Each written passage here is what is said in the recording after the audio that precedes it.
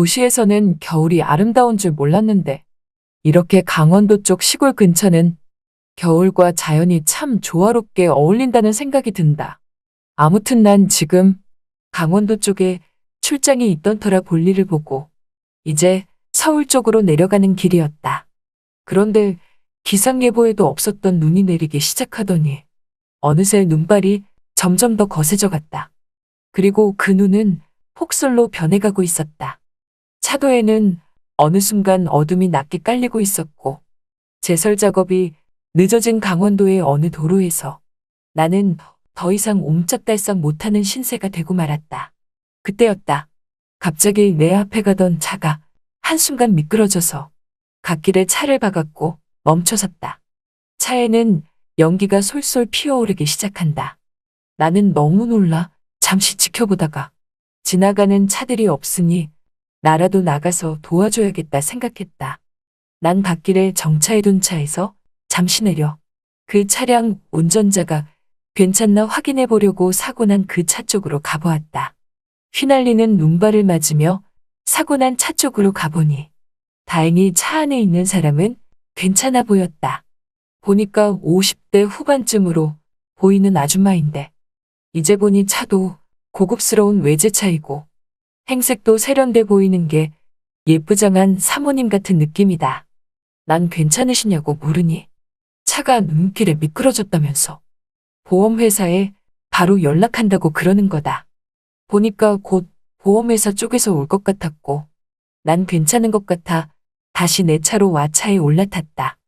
그리고 다시 출발을 해볼까 했는데 역시나 눈발은 더 거세져갔고 말 그대로 폭설로 변한 이 도로엔 더 이상 차바퀴를 굴려가며 나아갈 수 없는 지경까지 이르게 되었다. 제설 작업은 하는 것 같은데 이곳은 아무래도 좀 더 늦는 느낌이 들었다. 이유는 바로 한계령, 미시령, 대관령, 진부령 같이 위험한 내리막길이 있는 도로가 아니라 시골의 작은 지방도로이다 보니 아무래도 제설 작업이 늦어지는 것 같다는 생각이 들었다.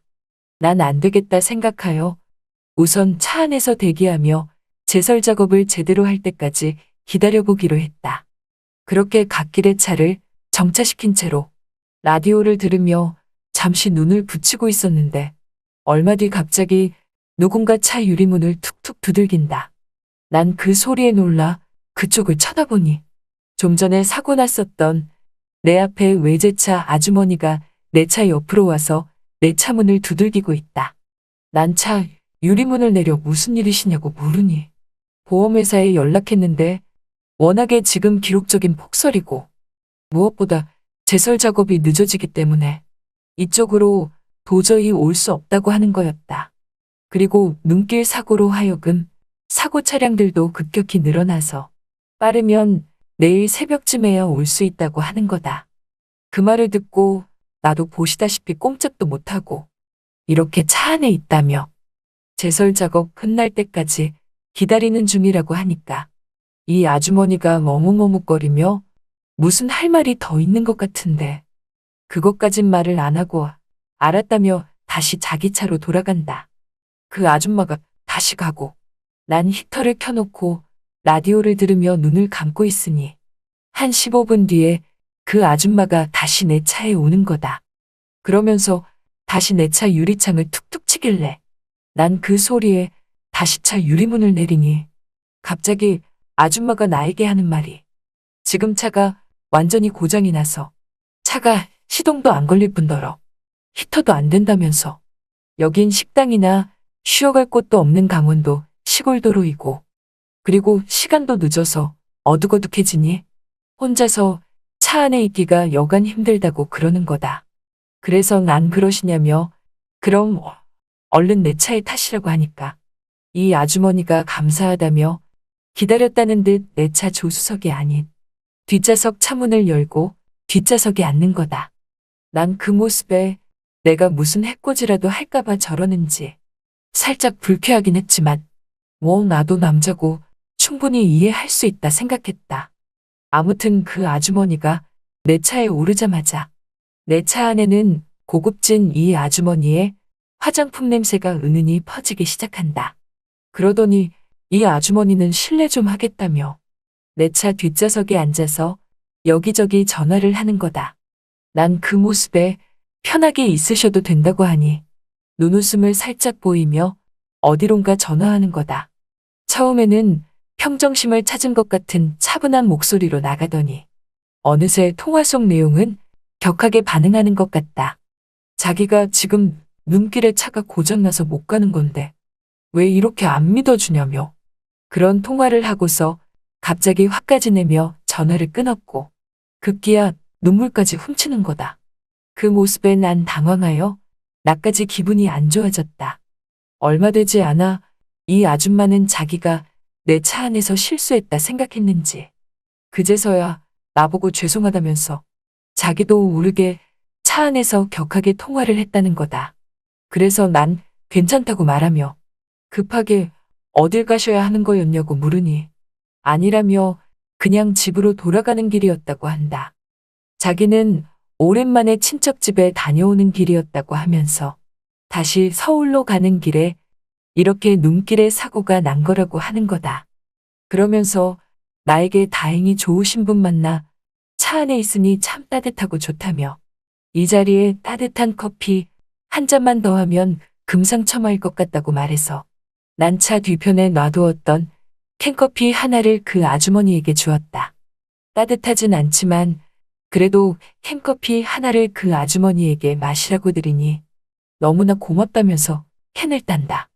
그리고 한 모금 들이키며 차창 밖으로 보이는 내리는 눈을 바라보고 있다.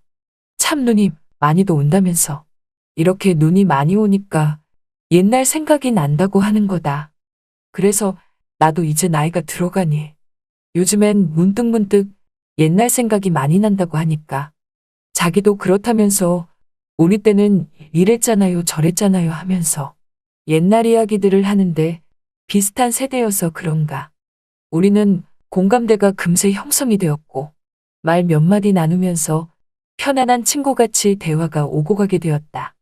그런데 이 아줌마가 조금씩 추위를 더 타길래 난 앞좌석으로 오라며 여긴 시트에 앉기만 해도 따뜻하다고 말하니 진작 거기에 앉을 걸 그랬다며 문을 열고 다시 조수석으로 올라탄다. 그렇게 난 오늘 처음 보는 이 아줌마와 단둘이 차 안에서 오붓하게 있게 되었는데 바로 옆에 앉으니까 이 아줌마에게서 나는 화장품 냄새가 더욱더 묘하게 느껴졌다. 여러분이 지금 듣고 계신 채널은 바람난 사연 채널입니다. 내리는 눈을 바라보며 늦은 저녁 커피 한 잔을 마시면서 이 아줌마는 나에게 하소연이라도 하고 싶었던 건지 나보고 사장님은 댁에서 어떤 남편이시냐고 뜬금없이 묻는다. 질문이 약간 아리송했지만 난 그냥 평범한 가장이라면서 두 아이 모두 결혼시키고 이제 아내와 단둘이 지내면서 아직도 이 나이에 여기 강원도로 출장을 올 만큼 일을 하고 있는 그런 중년의 남자라고 말하니 나보고 그러냐면서 사장님은 아내분에게 참 잘하실 것 같다고 말한다. 그 말에 난 뭐 다 그렇지 않냐고 말하니까 갑자기 이 아줌마가 아니라면서 자기 남편은 여태껏 자기에게 있어 좋은 남편이 아니었다고 하는 거다. 자신은 30년 넘게 남편과 살아오면서 바람 한 번 핀 적 없는데 남편은 자기가 매번 바람 피우러 다니는 줄 안다고 하는 거다. 그러면서 오늘도 친척집에 다녀오다가 이렇게 사고가 나서 늦어진 건데 아까 통화 내용 들으셨다시피 남편은 자기가 바람 피우는 줄 안다면서 정말 저런 남편과 한평생 살았다고 말한다. 보니까 정말 바람 한 번 안 피운 것처럼 말하니 뭐 난 이 아줌마 말에 신뢰가 갔다. 그러냐면서 난 이 아줌마에게 마치 카운셀러가 돼주듯 이러이러하면 남편분과 더 잘 지낼 수 있지 않겠냐는 둥. 뭐 이런저런 말들을 했지만 그 말들이 모조리 다 필요가 없다는 듯. 결국 마지막엔 솔직히 남편이 그렇게 마음에 안 들면 이제라도 이혼하시라고 말하고 말았다. 그랬더니 아줌마는 나에게 그게 정답이지만 생각보다 이혼이 쉽지가 않다고 하는 거다. 그러면서 다시 또 잠시 눈시울이 붉어지는 이 아줌마. 우리는 서로 이런저런 대화를 더 이어나갔는데 시간을 보니 밤 11시가 넘어가고 있었다. 갑자기 하품이 나왔고 이 아줌마도 하품을 한 번 하는 거다. 그래서 난 그러시지 마시고 핸드폰 가지고 계시니 이쪽으로 긴급 출동 오면 연락이 올 테니까 우선 눈 좀 붙이라고 말했다. 그랬더니 이 아줌마가 내 눈치가 보였는지 좀 고민을 하나 싶더니만 그럼 실례 좀 하겠다며 기다렸다는 듯이 바로 눈을 감았는데 아니 이 아줌마 보기에는 안 그래 보이는데 코 고는 소리가 아주 장사다. 난 그 소리에 잠도 설치다시피 했고 그렇게 뒤척이다 잠이 들고 말았다. 시간이 얼마나 지났을까? 차 안에서 앉아서 자느라 자세가 너무나 불편해서 몸을 다른 쪽으로 틀려고 눈을 잠시 떴는데 아니 내가 이 아줌마랑 머리를 맞대고 자고 있었던 거다. 우리는 어느새 운전석 뒷좌석에 나란히 앉아서 머리를 맞대며 자게 되었고 시간은 왜 이렇게 가지 않는지 그런데 그 순간이 왜 이리도 떨리던지 뭔지 모를 묘한 감정이 들었다. 그때였다. 이 아줌마도 불편했는지 잠시 눈을 떴고 우린 어두운 정적 속에 서로 눈이 마주쳤다.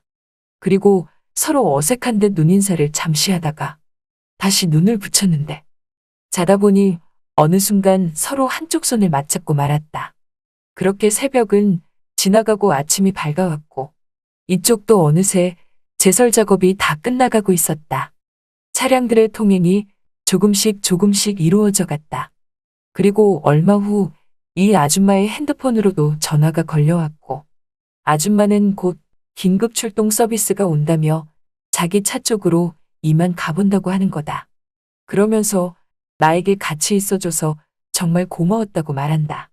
그런 후 나에게 쪽지 하나를 건네는 것이다. 그 쪽지는 바로 이 아주머니의 전화번호였다. 서울에 가면 살해를 하고 싶다는 이 아주머니가 내게 전화번호를 준 것이다. 난 그렇게 그 아줌마의 전화번호를 받아들고 폭설 속에서 어렵게 집에 도착했고 며칠 후 이 아줌마에게 전화를 걸었는데 다행히도 이 아줌마가 나를 너무나 반갑게 받아주는 거다. 그런데 잠시만 기다리시라고 하면서 수화기 너머로 누군가와 잠시 대화하는 게 들렸는데 보니까 남편과 싸우는 소리 같았다. 친구랑 통화하는 거라고 하면서 남편한테 뭐라 하는데 괜히 나 때문에 저 집안이 싸움이 나는 것 같았고 오해로 인하여 이혼까지 가는 거 아닌가 하는 생각이 들었다. 그런 생각들을 하니 그 순간 나도 내가 실수했다 여겨졌다. 아무래도 전화는 하는 게 아니었는데 말이다. 그냥 그렇게 차 안에서 단둘이 보내던 걸 마지막으로 여겼어야 했는데 내가 괜히 작은 흑심을 품어서는 아무튼 내 자신이 몹쓸 놈이라는 생각이 들었다. 난 다시 그 아줌마에게 그날 잘 들어가셨나 확인차 전화해 본 거라고 말했고 그 아줌마는 나에게 만나서 저녁을 산다고 했지만 난 지금은 멀리 다시 출장 나와서 어렵다며 나중에 기회되면 다시 연락한다고 하고선 전화를 끊었다. 그리곤 후에 연락도 하지 않고 그 아주머니의 연락처를 지웠다. 아무튼 이 얘기는 몇 년 전에 있었던 이야기인데 올해도 어김없이 눈길에 차를 몰고 운전을 하다 보니 그때 일이 문득 떠오른다. 그때 그 아주머니는 잘 있을지 내심 궁금한 오늘이다. 솔직히 이제 와서 하는 말이지만 그때 추위 속에서 함께했던 떨림은 젊었을 적 연애하던 감정과도 얼추 비슷한 느낌이었다.